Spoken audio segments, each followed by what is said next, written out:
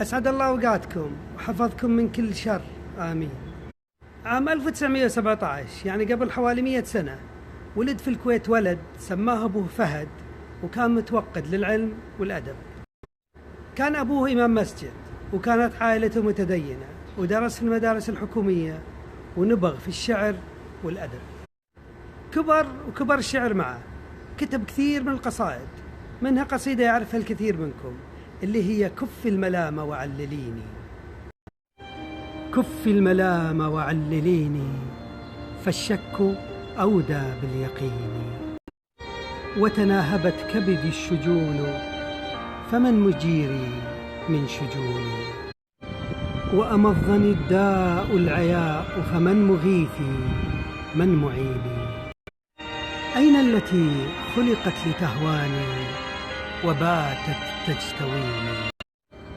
الله يا أماه في ترفقي لا تعذليني، أرهقت روحي بالعتاب فأمسكيه أو ذريني. أنا شاعر، أنا بائس، أنا مستهام فاعذريني، أنا من حنيني في جحيم، من حر الحنين.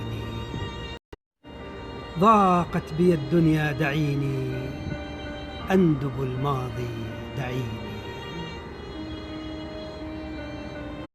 زي معظم الشعراء كان شاعرنا في صدام مع المجتمع، حتى اتهم بالكفر بسبب أحد قصائده.